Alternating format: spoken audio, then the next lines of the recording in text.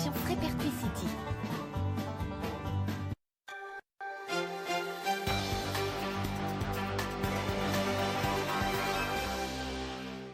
Bonsoir à tous, soyez les bienvenus dans votre édition locale. C'est l'un des immeubles emblématiques de Metz-Borny. Eh bien, la cour du Languedoc aura droit à son propre film. Une équipe de tournage réalise actuellement un docu-fiction sur l'histoire des lieux construits en 1968 et où des habitants du quartier jouent un rôle. C'est ce que nous verrons dans un instant. Mais voici tout d'abord les autres titres de ce lundi 16 juin. C'est parti pour le bac 2014 avec aujourd'hui l'épreuve tant redoutée de philosophie, réaction des candidats au centre d'examen du lycée Georges de la Tour à Metz. Et puis une exposition en plein air à découvrir pendant tout l'été à Metz. L'art dans les jardins permet d'admirer des œuvres d'artistes contemporains. Les épreuves un peu littéraires, c'est pas trop mon truc, mais bon, je pense que ça a été. Ça a été, je suis assez content de moi. Je pensais que ça allait être plus dur que ça. Ils étaient 16 500 candidats des filières générales et technologiques à plancher aujourd'hui dans l'académie sur la traditionnelle épreuve de philo. Une épreuve souvent redoutée qui n'a en tout cas pas laissé indifférents les élèves de série S ce matin au lycée Georges de la Tour. Alors on avait en premier sujet l'artiste est-il maître de son œuvre. En deuxième sujet vivons-nous pour être heureux. Et en troisième sujet c'était une explication de texte.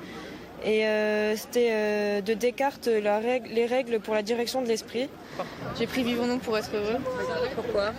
Parce que c'était le sujet où j'avais le plus de choses à dire. J'ai parlé du concept du bonheur, que si ça existait vraiment, et ce qu'il fallait faire pour être heureux, l'assouvissement de ses plaisirs ou la tempérance, enfin tous des termes qu'on a vus en cours, que je me souvenais bien, que j'avais bien révisé, donc j'étais content. Pas de pièges et des sujets classiques qui doivent permettre à tous de s'en sortir, à condition bien sûr d'avoir pris le temps de la réflexion. Alors l'erreur à ne pas commettre, la première, c'est de ne pas sortir trop tôt de l'épreuve. Voilà, et éviter de réciter son cours, de coller trop à son cours, essayer d'être un petit peu original dans sa démarche. Mais avant les résultats, il y a encore de nombreuses épreuves à venir. Elles se poursuivront jusqu'à lundi prochain. Les radars embarqués cartonnent en Moselle, utilisés dans des véhicules banalisés, genre voiture de Monsieur Tout-le-Monde. Ces appareils nouvelle génération ont flashé plus de 25 000 fois en seulement un an sur l'ensemble du département, principalement pour des excès de vitesse de moins de 20 km/h. Les très grands excès de vitesse de plus de 50 km/h sont quant à eux très rares. L'ancien maire socialiste de Thionville, Bertrand Mertz, a porté plainte contre X après sa défaite au municipal le 30 mars dernier. Une plainte en lien avec d'éventuelles irrégularités concernant les procurations de vote. Rappelons qu'Anne Gromersch, UMP, a été élue à l'issue du deuxième tour avec seulement 77 voix d'avance et qu'une autre plainte portant cette fois-ci sur la campagne est en cours d'examen devant le tribunal administratif. 1 millier d'habitants vivent dans la cour du Languedoc de Metz-Borny. C'est leur histoire et celle des lieux que veut raconter le docu-fiction Les Premiers Jours. Un film tourné actuellement ici avec de véritables acteurs, mais aussi des habitants du quartier. Costumes d'époque et voitures anciennes, nous voici plongés à la fin des années 60.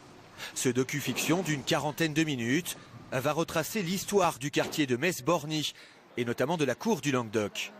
On y découvre les premières familles à s'y être installées ou encore l'architecte des lieux, des scènes de vie inspirées de faits réels. Le scénario a été écrit à partir de témoignages que j'ai récoltés auprès des habitants qui ont vécu ici en 1968. Et à partir de recherches sur l'architecte Jean Dubuisson et auprès de ses proches, et des recherches à l'INA et au Fonds d'architecture Jean Dubuisson à la Cité de l'Architecture à Paris. Et l'histoire parle des premiers habitants qui ont vécu ici. Un projet porté par l'association Bouche à Oreille basée à Borny et qui chaque année associe les habitants à une grande aventure artistique. Dans ce film, ils sont ainsi une quarantaine à jouer un petit rôle, comme Coralie, 27 ans, et qui a toujours vécu ici.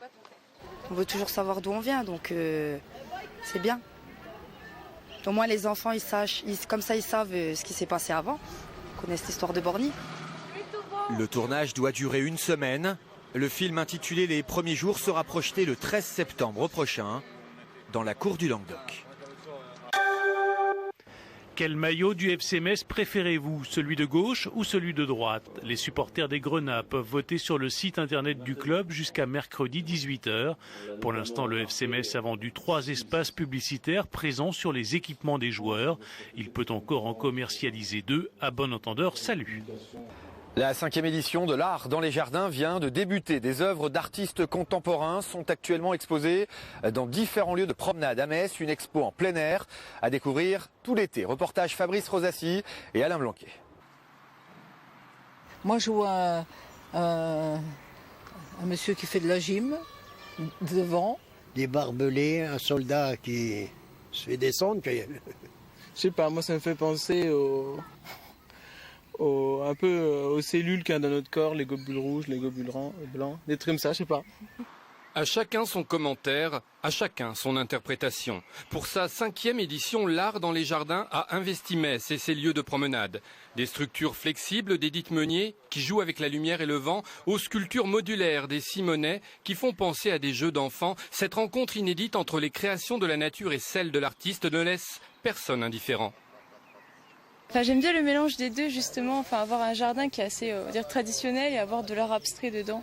Je trouve que c'est pas mal et c'est plutôt original comme idée. C'est surprenant, justement, on réfléchit un petit peu. Et je pense que c'est ça le but d'une œuvre d'art, c'est de réfléchir. Interroger ou faire naître des émotions, de nombreuses œuvres accompagnent le promeneur dans ses déambulations, presque à portée de main. On a bien une dizaine au jardin botanique, on en a 7-8 accrochés dans les arbres au boulevard Poincaré, et puis on a devant le centre Pompidou la grande chaise monumentale. Donc au total, on doit tourner autour de 15-20 œuvres. Parcours poétique à l'état pur, cette exposition en pleine nature est proposée tout l'été jusqu'au 21 septembre. C'est la fin de cette édition, merci de l'avoir suivi. Dans un instant, l'information nationale. On se retrouve demain pour de nouvelles